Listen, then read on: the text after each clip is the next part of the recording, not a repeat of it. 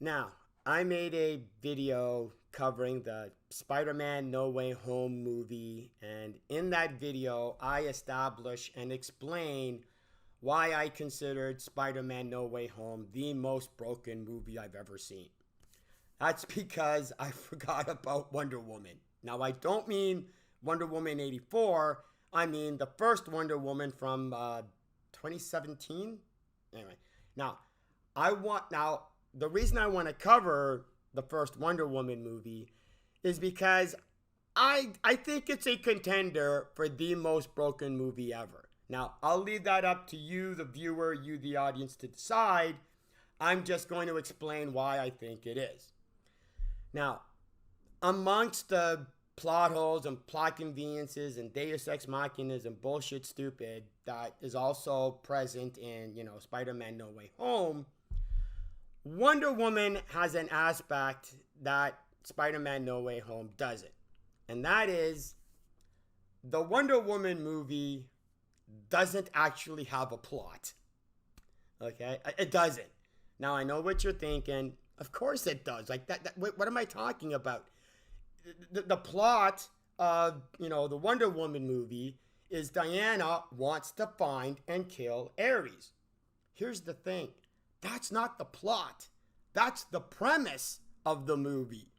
The plot of the movie would be, how does Diana go about achieving that? Except here's the problem. Diana doesn't know how to. She can't. Because Diana doesn't know where Ares is. And she doesn't know how to find him. And even if she does figure out where Ares is, she doesn't know how to identify Ares if Ares was standing right beside her. You know how I know this? Because the movie already establishes it. Because when Diana and Steve are at the pub trying to get the other two guys for recruits, Sir Patrick, who happens to be Ares, shows up and is standing right beside Diana, and Diana has absolutely no clue that Sir Patrick is actually Ares. But here's the thing. Not only does Diana not know where Ares is or how to identify him, she doesn't actually do anything to actually try to figure out where he is or how to be able to, identify him. You see, that would actually be a plot.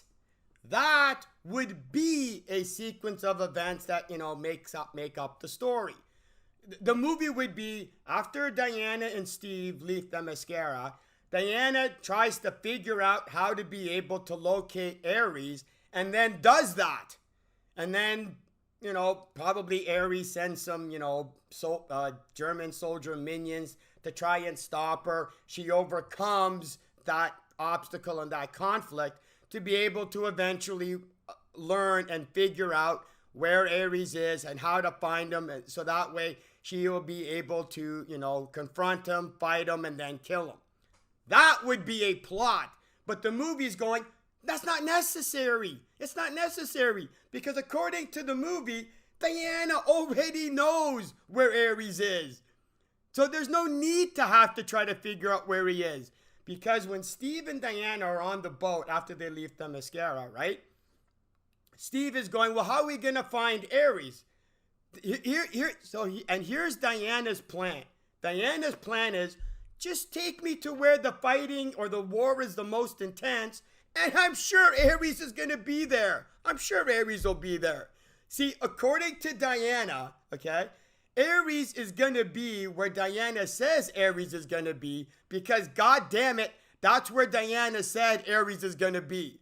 Unfortunately, Ares never gets the memo. Ares never got the memo because Ares is nowhere near where Diana says he's supposed to be, because he's in London in British Command. Anyway, right?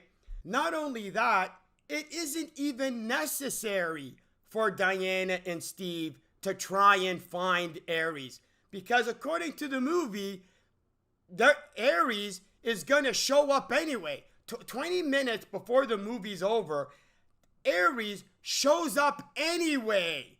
And it has absolutely nothing to do with any of the stuff, with anything Diana and Steve do throughout the movie. Because guess what? What Diana and Steve do throughout the movie isn't even luded to finding Ares. It's all about Steve trying to figure out where General Ludendorff and Dr. Moreau's poison gas facility is. Steve never actually tries to take Diana to the front because the movie can't. The movie can't, because if the movie has Steve bring Diana to the front, what the hell is Diana gonna do once she gets there? She's gonna look around and go, well, okay, where the hell is Ares? What is she gonna do? Go to the various people, go, hi, excuse me, do you know where Ares is? Hi, excuse me, have you seen Ares? So the movie can't actually have Steve bring Diana to the front, because then that would establish how brain dead stupid Diana's plan was. Not to mention, since Ares won't actually be where Diana says he's supposed to be, Diana won't be able to, confront and fight and kill Ares, which is supposed to be the point of this movie. Remember? The whole premise of the movie is Diana trying to find and kill Ares, which is the one thing the movie doesn't actually do. Nothing in this movie advances the premise of Diana trying to find Ares, because the movie doesn't have to.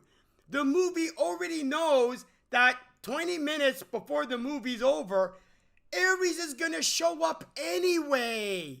It's already established. Ares is going to show up regardless of what they do. In fact, it would be a waste of time for Diana and Steve to try to figure out or go to the front to try and find Ares, because it's irrelevant. In fact, not only is it irrelevant, it would be counterproductive to the point of the movie, because the main focus of this movie is establishing the twist ending of Sir Patrick being Ares. If the movie actually has Diana and Steve trying to figure out and identify Ares, they'll end up realizing that Sir Patrick is actually Ares. But if Diana and Steve end up finding out that Sir Patrick is actually Ares, how can you possibly have the twist ending? So the movie can't actually have Diana and Steve learn where Ares is and be able to identify him. Not only that, they can't have Diana go to the front, because guess what? Ares ain't there anyway. It's just... So no, sorry. There's no plot. Actually having, not only isn't there a plot to advance the premise of the movie, actually having a plot to advance the premise of the movie is counterproductive to the whole point of the goddamn movie. Because here's the Wonder Woman movie in a nutshell. After Steve and Diana leave Themyscira, they just go to various places. They just go to a bunch of places, fight a couple of German soldiers until 20 minutes before the movie's over, and Ares shows up regardless of what they did. That's it. Because here's the beauty. Here's the beauty of this movie, okay? Up until Steve and Diana leave Themyscira, which is about half an hour into the movie, up until when Ares just ends up showing up, which is 20 minutes before the movie's over, there's about an hour or so of screen time, okay? That entire hour of screen time, okay, is filler. It's meaningless because there's no actual story progression that happens within that hour of screen time. Well, except for one thing, which is the introduction of Sir Patrick. And the only reason that's of any significance is so that you can have the twist ending at the end of the movie where it's like, oh my God, surprise, surprise. Well, technically it was a surprise. I'm not going to take that away from the movie, where Sir Patrick was actually Ares. But other than that, nothing they do actually advances the premise of the movie. Nothing Steve or Diana do actually gets them to find Ares, to get them to confront Ares. The only reason Diana actually gets to confront Ares, and Ares actually shows up, is because Diana screws up. She screws up big time. Well, that, not only because she screws up, but also because of the forced contrived bullshit that derives from that screw up, does Ares end up appearing. And what's the screw up? General Ludendorff. I hope I pronounced that properly. But more specifically, Diana falsely believing that the general is actually Ares. And it doesn't matter how ridiculous it is. It doesn't matter how forced it is. It doesn't matter how stupid it is. The movie doesn't care. Okay? The movie the movie not only wants to have Diana falsely believe that the general is Ares, the movie needs to have Diana falsely believe that the general is Ares. So that way, when Diana eventually kills the general, she falsely believes that she actually kills Ares. So when Diana looks around and sees the soldiers still doing what they were doing, she is legitimately confused. She doesn't understand what's going on, which is why she's constantly babbling, why are they still fighting? It doesn't make any sense. They shouldn't be fighting anymore. Once you kill the god of war, you stop the war. She's literally having a panic attack because she's realizing you can't have two things happen at once, because she legitimately believes that the general was Ares. So as far as she's concerned, if you kill Ares, mankind should no longer want to have war because, according to what she was told by her mother, that mankind is by default just and good. So there would be no reason for them to still be wanting to fight each other and still, be involved in war. So she doesn't understand what's going on. And this is a very important point in the movie, or in regards to Diana, because now she's at the precipice. And the movie has to have Steve give that bullshit answer of, well, maybe, I don't know why they're still fighting Diana. Maybe it's us. Maybe it's because we're not all good. Maybe it's our fault. And the reason the movie needs to have, I'll explain why it's a bullshit answer in a second. Hold on. And the reason the movie needs to have Steve give that bullshit answer is so that way Diana can now go, oh, because it basically tips the scale. So now Diana goes, oh, so in other words, men are inherently evil. Because since I obviously killed the god of war, well, at least in her mind, she goes, I obviously killed the god of war. He's dead. I killed him. The general has to have been, the general is Ares because she said so. And because she's so thoroughly convinced, because Ares is dead, there can be no other reason why mankind is still fighting the war. Thus, Steve's answer reinforces the idea that it has to be because mankind is inherently evil. And once Diana has that mentality, that is what triggers Ares to show up.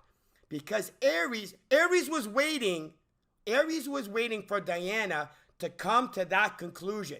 Because Ares even says, I've been waiting for you to see mankind the way he does. So the reason the movie needs to have Steve say that bullshit answer is so that way it's the movie's forced way of having Diana see mankind the way Ares does. Now here's why Steve's answer of, I don't know, maybe it's us, maybe we're not all good, maybe it's our fault. The reason that answer, okay, is a bullshit answer is because that is not what Steve would have said. Because Steve doesn't believe in Ares. Steve doesn't believe that Ares exists. Steve has been placating Diana this entire movie.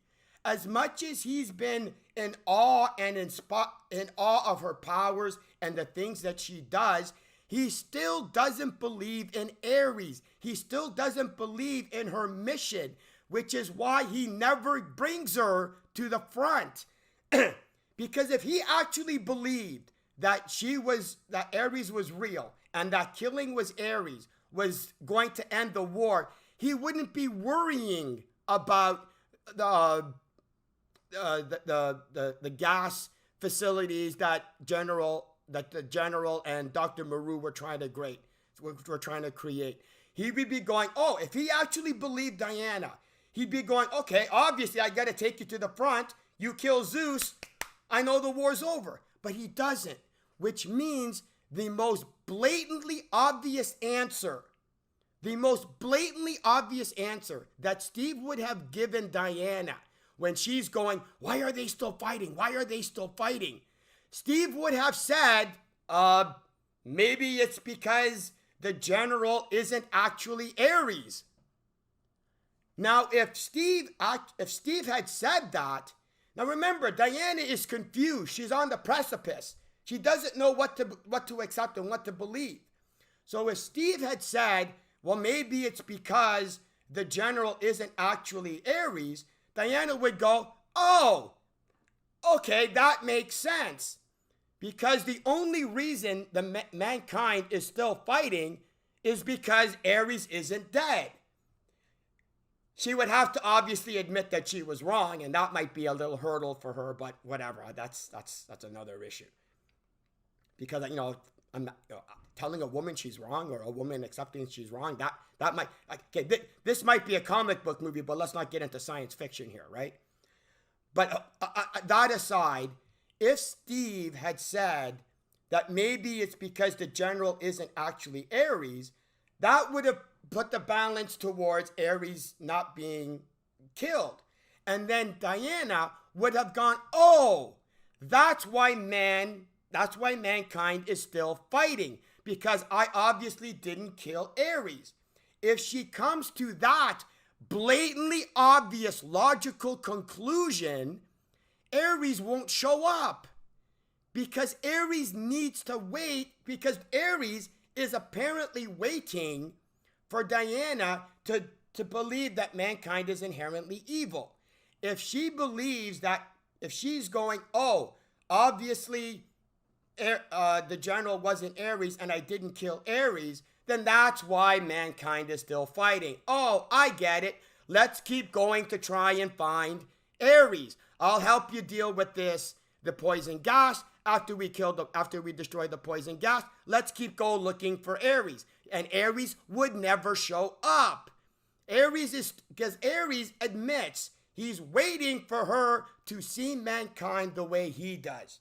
Hence why I'm saying it doesn't matter what they did. It's that bullshit answer that Steve gives that causes Diana to view mankind the way Ares wants her to. And that's why he shows up. Not because of anything they did, not because of anything they accomplished, not because of anything they learned, not because of any plot progression or story progression, but because the movie gave a bullshit answer to a bullshit scenario to be able to have Ares show up. So anyway, I think I've belabored the issue long enough.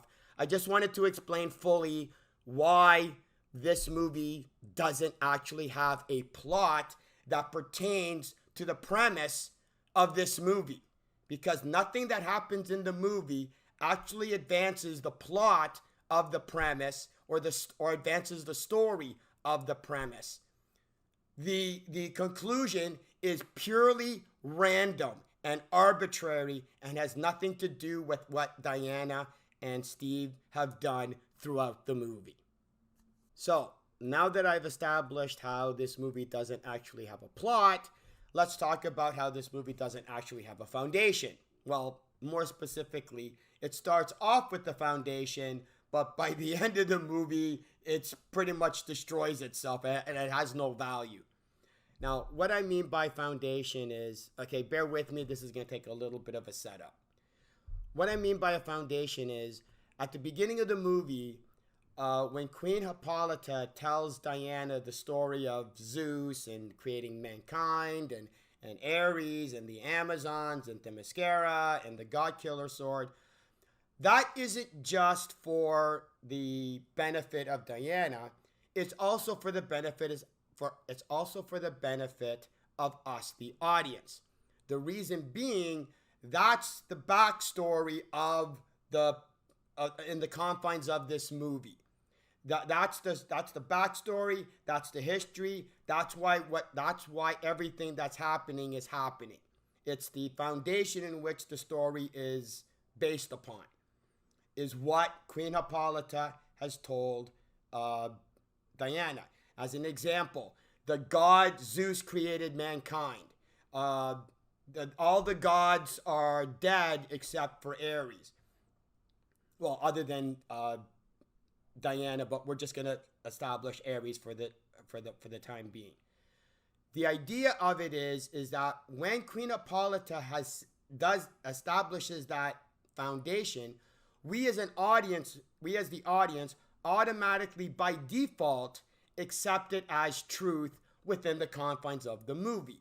So in other words, according to Queen Hippolyta, the only gods that are left is Ares. So if in the movie another Greek god shows up, we'll be going, well, wait a minute, that doesn't make any sense. Because according to Queen Hippolyta, according to the foundation of this movie, there shouldn't be any other gods. You understand what I mean? We are taking what Queen Hippolyta says at bare value truth, and everything that happens in the movie has to relate to what Queen Hippolyta establishes. It's very minor, it's very vague, but it's still relevant. The reason this is important is because, as an example, the God Killer sword, okay? We have when Queen Hippolyta says that Zeus created the God Killer sword, then we're going, okay, fine. Zeus created the God Killer sword. We don't need to have a scene showing that Zeus actually created it. Queen Hippolyta says that's what happened. Then we're going by default, we're accepting that's what happens. The reason that's important is so that when Diana is fighting Ares and she uses the God Killer sword and Ares destroys it, we're like going, what the hell? That can't happen. What Ares just did not only confused Diana, it confused us as the audience, because we're going, what Ares just did contradicts what Hippolyta has said, and we've already established what Queen Hippolyta has said has to be the truth. So that's why it was and the reason that's important is that's why it was a shock and it was confusing when Ares destroyed the God Killer sword. Now, the problem with this movie is that the movie starts off with what Queen Hippolyta says as the foundation, but what happens is the movie, as it progresses, ends up establishing that what Queen Hippolyta has established as the foundation of the story of this movie isn't actually the foundation of the story that is the basis of this movie. Because we have, you know what, even before we get to Ares, we actually have a scene near the beginning of the movie where Queen Hippolyta actually establishes she's full of shit. Because after they capture Steve, Diana goes to her mother and says, we need to stop the war. We need to help them. something about, men are just and good. And then Queen Hippolyta says, no, it's just a story. There's much you need to learn, or there's much you don't know. And it's like, whoa, time out, movie. You just had Queen Hippolyta invalidate what we were supposed to be told is part of the foundation of the story of this movie. What we were told that we established by default as true, the movie's now gone, no, it's not. Well, guess what, movie? By doing that, you've now established that anything or everything that Queen Hippolyta has said now is no longer the default truth. But it gets even better, because we have at the end of the movie, we have Ares. Now, it's not so much that Ares tells his version of the story, it's that Ares tells his version of the story while under the influence of the lasso of truth. Now, the reason that means anything is because when we were first told at the beginning of the movie about the lasso of truth, we were told that anybody under the influence has to tell the truth. We as an audience member, we as the audience, by default accepted that as true, which means when Ares was under the influence of the lasso, we as an audience are going, well, then obviously everything Ares says has to be true. And what Ares says contradicts what Queen Hippolyta says. Or you could also say adjusts what Queen Hippolyta says.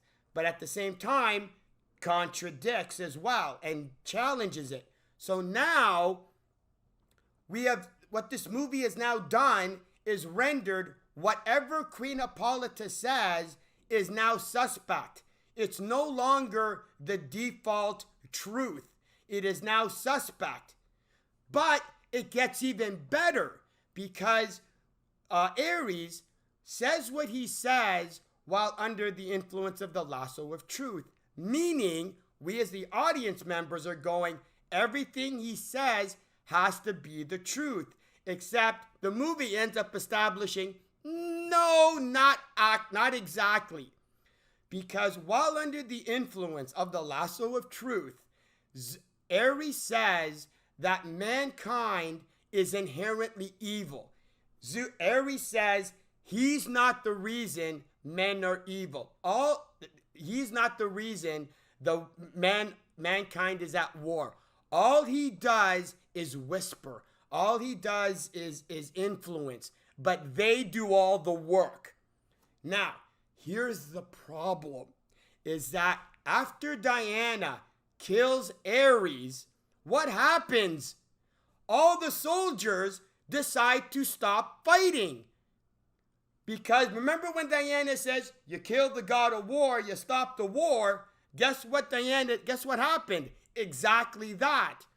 But if actually killing Ares stops mankind from wanting to fight the war against each other, then that means what Ares said was that he only influences them and mankind is inherently evil.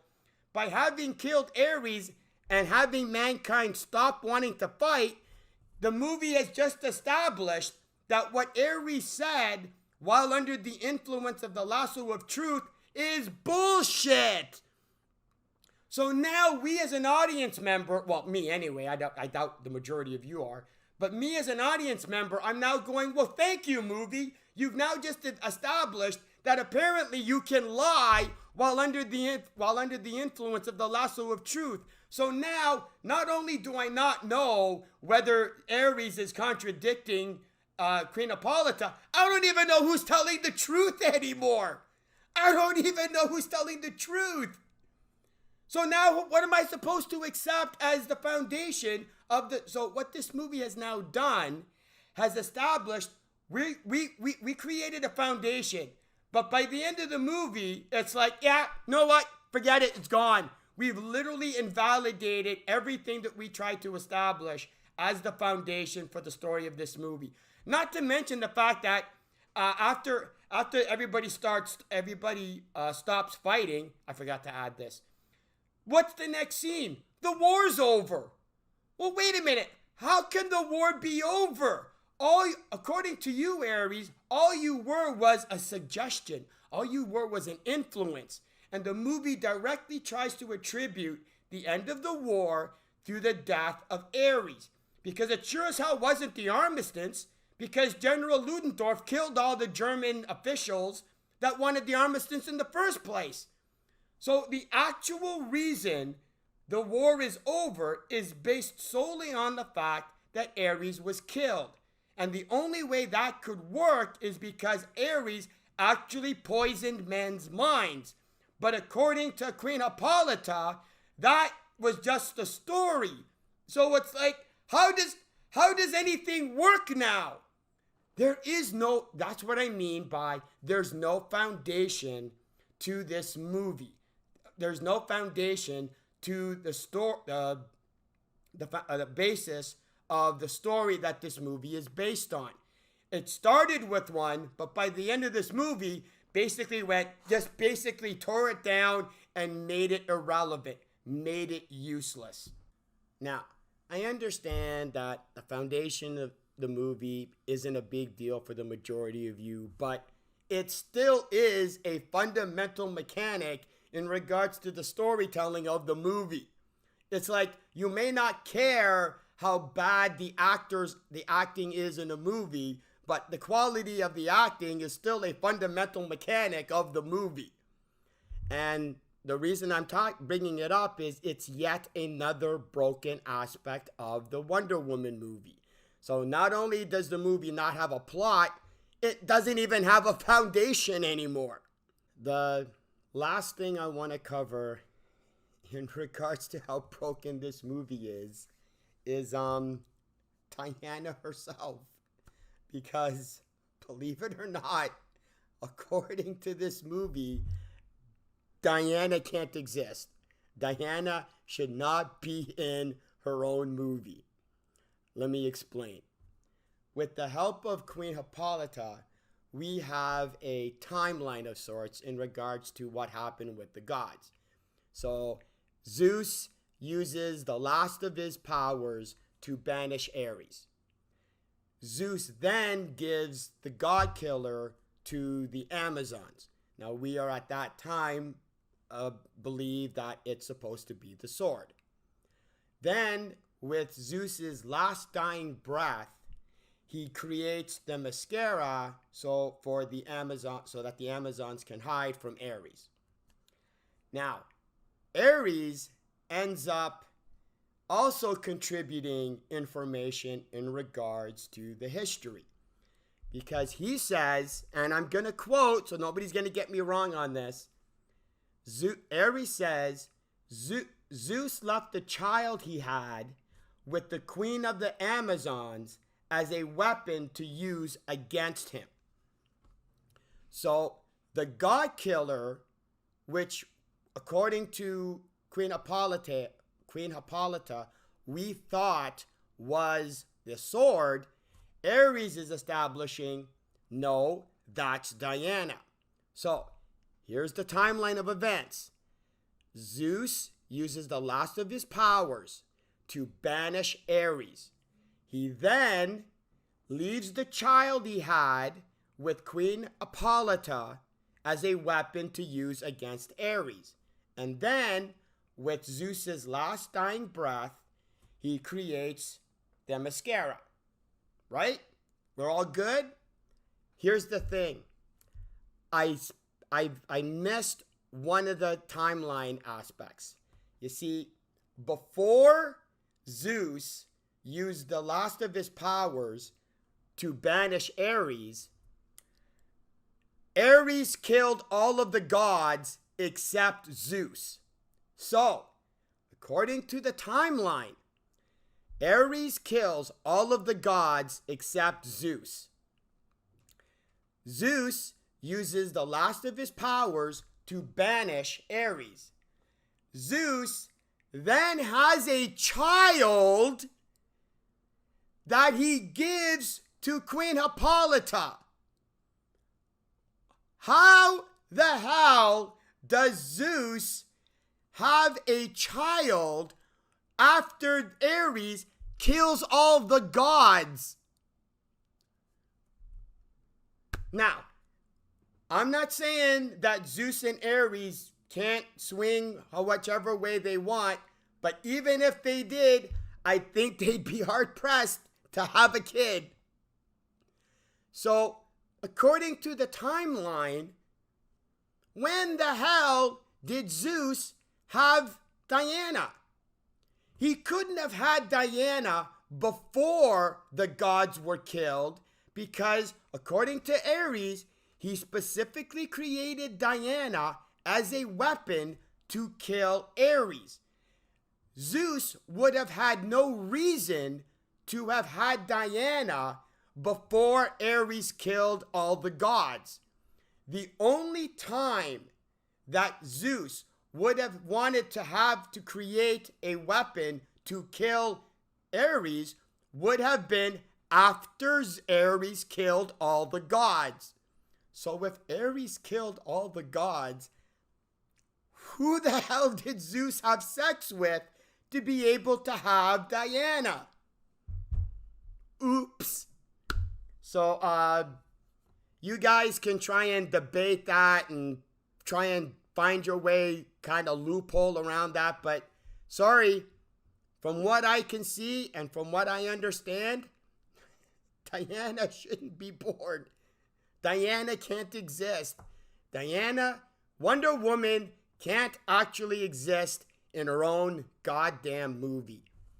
So, to recap, the Wonder Woman doesn't have a plot, doesn't have a foundation, and can't actually have the main character in her own movie. Anyway, now I could probably go through a whole bunch of all the other, plot holes, plot conveniences, and bullshit stupid, but you know what? I think I'm just going to focus on the fact that it's all about how broken this movie is. And even if I did mention all the other, bullshit stupid that's in this movie, if what I already established on how broken this movie isn't enough, even if I bring up any of the other bullshit stupid, it's not going to make a difference anyway. Actually, though, you know what? There is one thing I do want to talk about. There's a bunch of stupid in this movie that I'd love to cover because it's funny, but I'm just gonna cover this one because it's at the end of the film when Steve steals the plane with the poison gas, and he flies off, and for some dumbass reason, blows up the poison gas, blows up the plane, and dies. And I'm looking at, and I'm watching the scene, and I wish I could recreate the scene for you, but I can't. Obviously. But I'm going, what do you, Steve? Just land the plane. Like, what are you doing? Just get on the radio, call British Command or British Intelligence, or I don't know, call any allied areas, any forces in the area that is safe or that's friendly, and just just land the goddamn plane. You don't actually have to blow up the poison gas canisters to actually get rid of the poison gas canisters. All you have to do is land the plane, and then you could have technicians or engineers or whatever dismantle the poison gas canisters and thus render them harmless without actually having to kill yourself. But I'm also thinking, like, is the reason he's blowing up all the poison gas canisters is so that way he can get rid of them? And it's like, but even that doesn't make any sense, because as far as Steve knows, Dr. Maru is still alive. Even if you destroy all of those poison gas canisters, guess what, Steve? Dr. Maru can just make more. It's not like destroying these poison gas canisters means that there'll never be any more of these poison gas canisters unless you somehow arrest or kill Dr. Maru. But apparently that never occurred. That never crossed, Steve's mind. Because apparently Steve wanted to go out in a blaze of glory.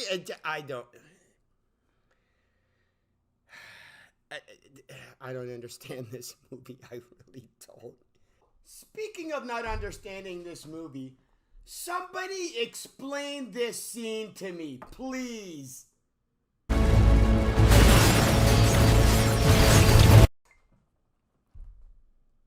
What the hell was that? What the hell just happened? How the hell did that happen? Hey, all of you fanboys of this movie who saw this movie and didn't have a problem with this movie, go ahead, explain to me what just happened, and explain to me how it just happened.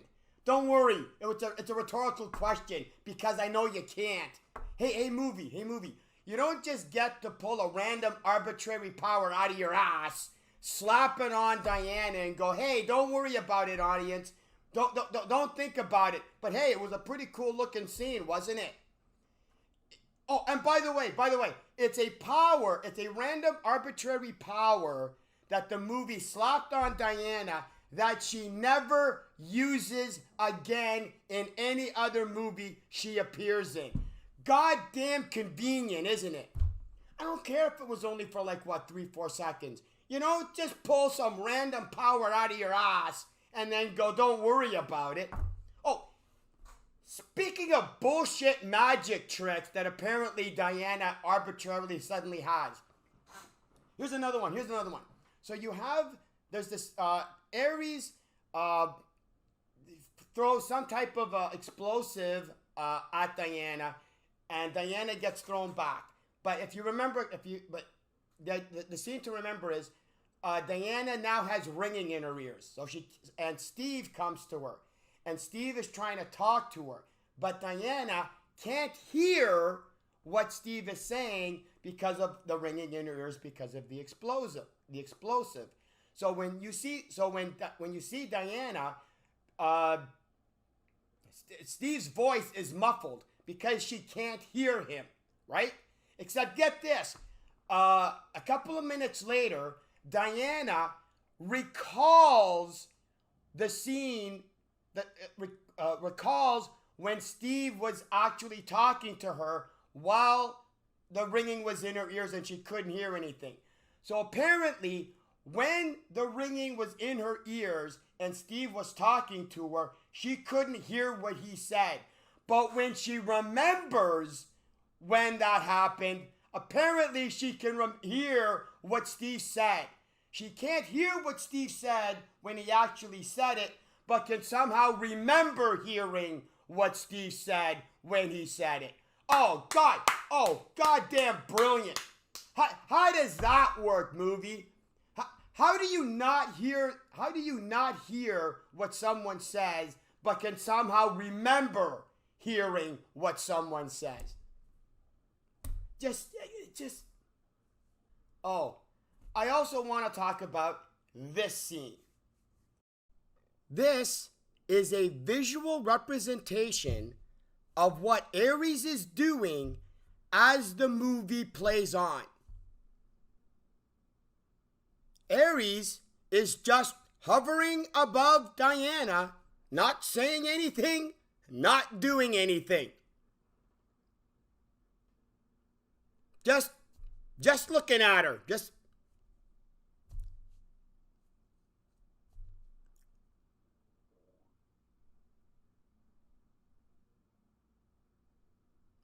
You getting a clue on how stupid this is?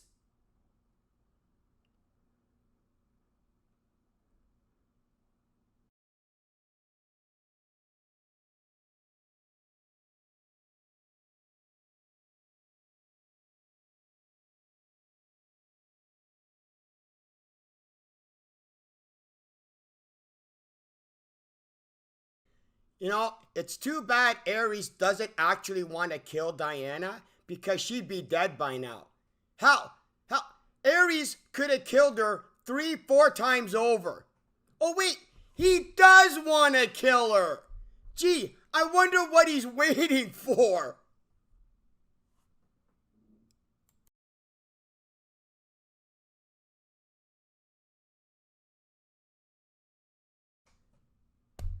Are you getting an idea of the type of movie the Wonder Woman movie is yet, boys and girls?